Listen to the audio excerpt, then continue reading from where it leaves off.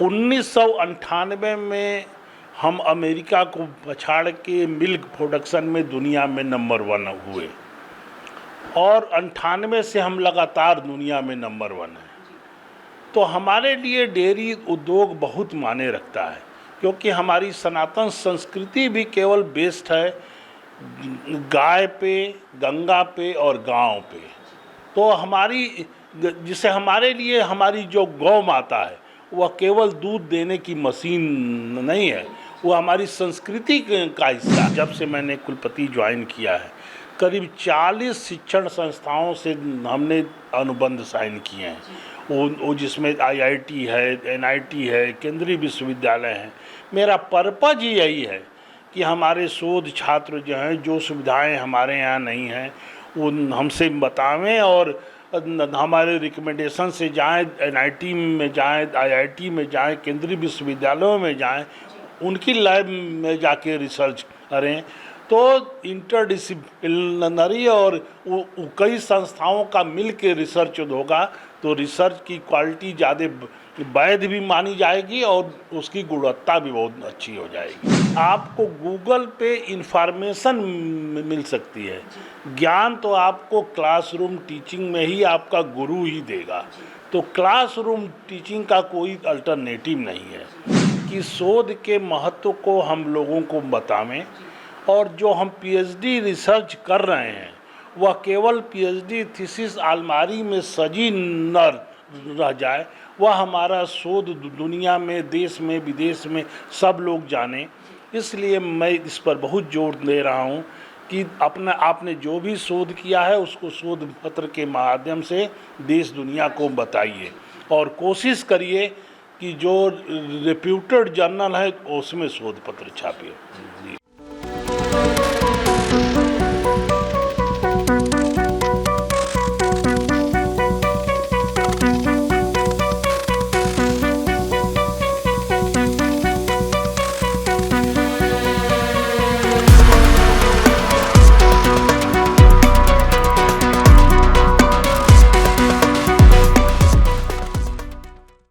नमस्कार, मैं निशा श्री आप तमाम दर्शकों का स्वागत करती हूं फर्स्ट लुक बिहार में, जहां हम देखते हैं खबरें जो जानना ज़रूरी है।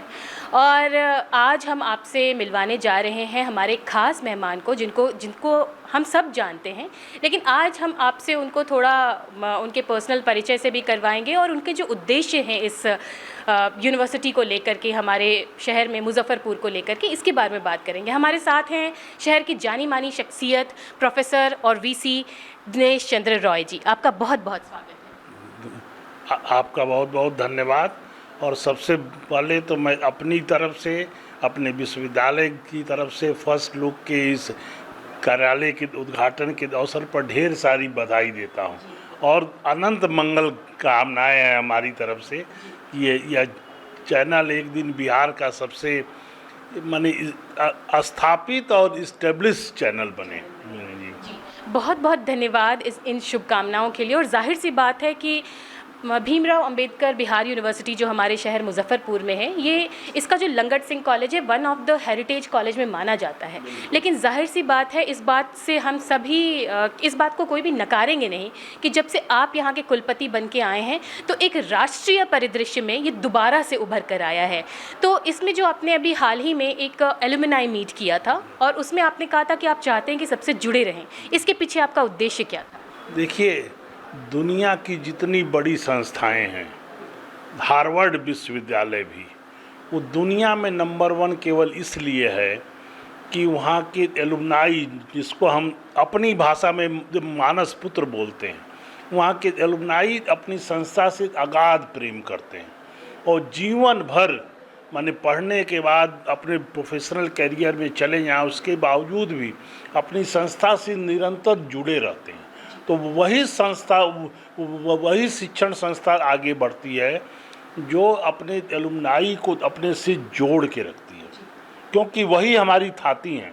जब तक हम उनको जोड़ेंगे नहीं तब तक संस्था आगे नहीं बढ़ेगी। तो ये एक आपका एक अच्छा इनिशिएटिव रहा एल्यूमिनाइज़ को जोड़ने का, और जब हमने उसमें देखा कि हमारे विश्वविद्यालय से पढ़ कर के लोग इतने ऊंचे ऊंचे स्तर तक गए हैं, तो हम सब जो वहाँ के छात्र हैं वो भी गौरवान्वित महसूस कर रहे थे।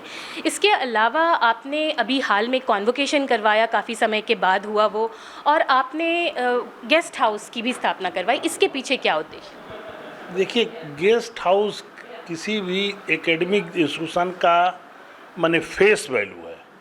माने उसमें जब हमारे बाहर के अतिथि आते हैं और गेस्ट हाउस की व्यवस्था को देख के हैं, तो विश्वविद्यालय के बारे में एक अपनी अवधारणा बनाते हैं। तो गेस्ट हाउस हमारा माने खास करके किसी भी संस्था के लिए फेस वैल्यू है, ब्रांड वैल्यू है, वो आपकी ब्रांडिंग करता है। तो गेस्ट हाउस हो, जैसे अभी हमारे गेस्ट हाउस में कमी थी कि लिफ्ट नहीं था, तो अभी हमने लिफ्ट वगैरह लगाया है। जहाँ तक आपने कन्वोकेशन की बात किया है, किसी भी शिक्षण संस्था का सबसे बड़ा फंक्शन दीक्षांत समारोह होता है, कन्वोकेशन होता है। अभी किन्हीं कारणों से हमारी यह संस्था 75 साल पूरा करने जा रही है और हम 6वां ही कन्वोकेशन कर पावें, तो ये हमारे लिए कोई बहुत अच्छी उपलब्धि नहीं है। तो हम तो ये चाहते हैं कि कन्वोकेशन हर साल हो, क्योंकि यही विश्वविद्यालय का सबसे बड़ा उत्सव है, जब हम छात्रों को डिग्री देते हैं और छात्रों को शुभकामना देते हैं कि अब वो जीवन में ऊंची से ऊंची मुकाम पे पहुँचें। और हम उसी के साथ अपने एलुमनाई को, अपने ग्रेजुएट छात्रों को एक संदेश भी देना चाहते हैं कि आप जहाँ भी रहिए अपनी संस्था से जुड़े रहिए, और जब भी आपका मन करे अपने गुरुओं से मिलने का, छात्रों से मिलने का, तो आप हमसे बताइए। हम एलुमनाई मीट के द्वारा आपके मित्रों का, सहपाठियों का, गुरुओं से मिलने के लिए आपके लिए एलुमनाई मीट करेंगे। अभी हमने जुलाजी में 75 बैच के लोगों का माने 50वां एक तरह से गोल्डन जुबली एलुमनाई मीट किया, और बड़ा आश्चर्य हुआ और बड़ा सुखद आश्चर्य हुआ, गौरव भी फील हुआ कि हमारे एलुमनाई उसमें अमेरिका से चल के आए। और जब उनको मालूम चला कि हमने एलुमनाई एसोसिएशन बना दिया है, तो उन लोगों ने 1 लाख रुपया का उसमें सहयोग भी किया। तो इन सब चीज़ों से विश्वविद्यालय की ब्रांडिंग होती है और विश्वविद्यालय को गौरव का भान भी होता है। और जैसा कि हम जानते हैं, जो आपने जो इस बार कॉन्वोकेशन कराया, और पहले वो इसलिए नहीं हो पाते थे क्योंकि सेशंस जो हैं वो बहुत लेट होते थे, 1-1, 2-2 साल। कई बार बच्चों का जो है वो ग्रेजुएशन 4 साल में, 3.5 साल में ऐसे ख़त्म होता था। तो ये हमने नियमितता देखी, जब से आप कुलपति बन करके आए तो वो एक नियमितता आई।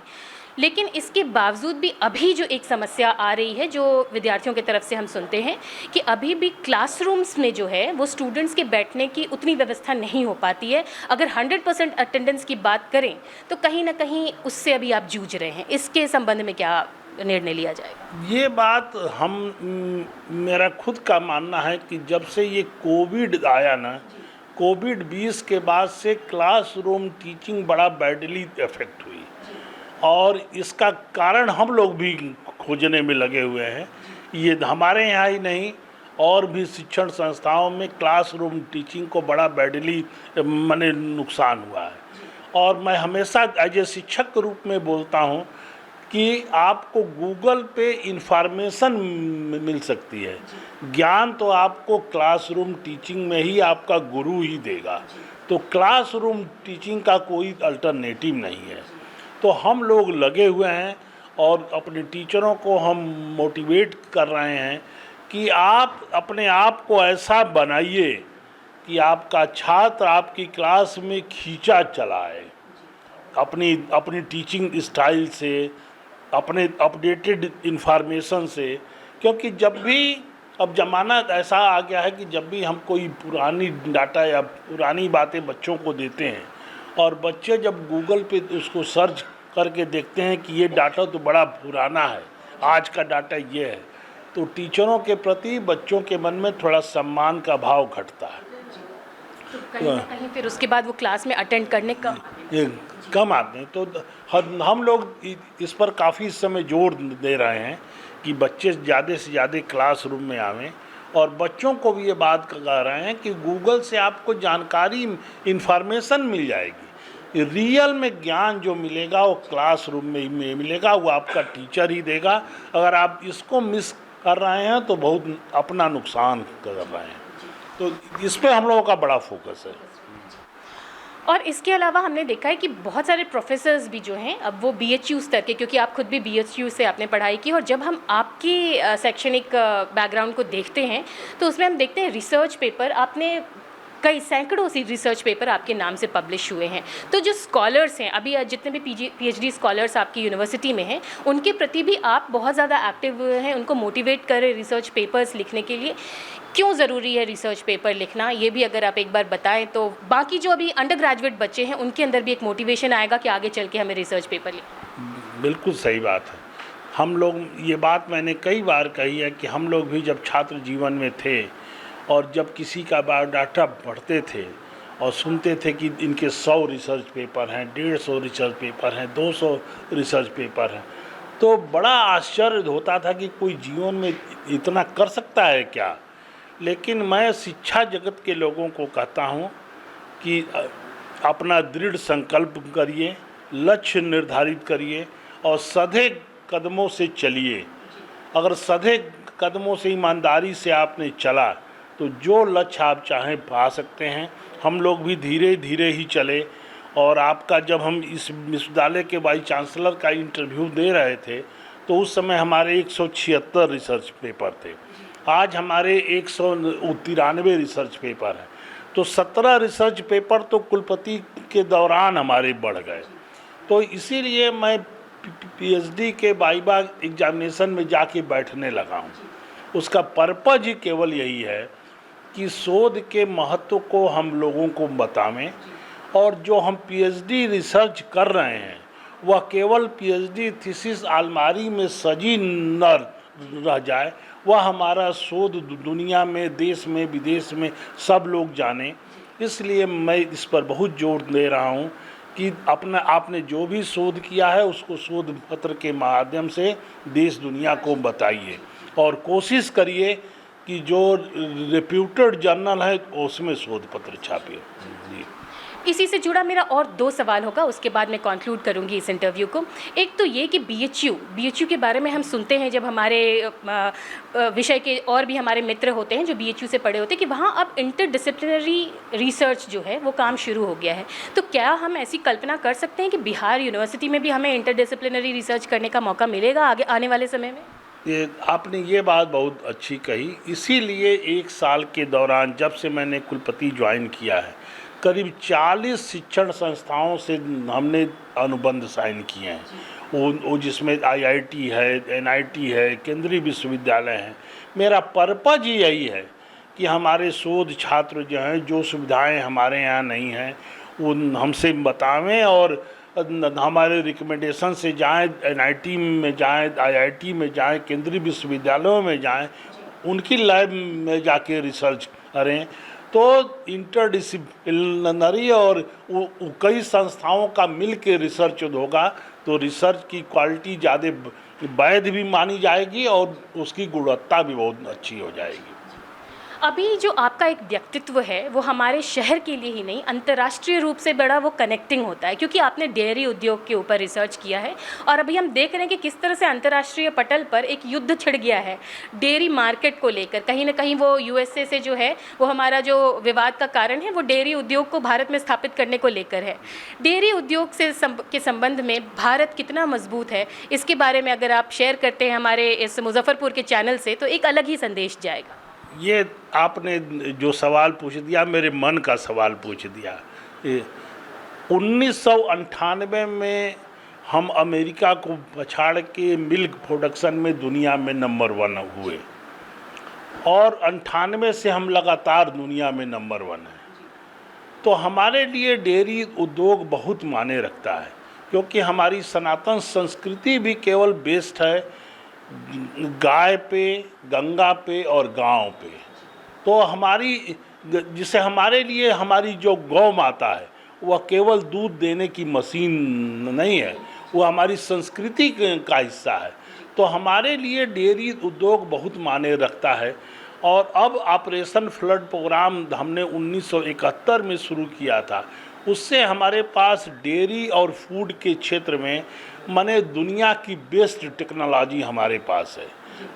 हमारे पास हमारी जनसंख्या चूँकि 150 करोड़ है, तो हमारे पास मार्केट भी है।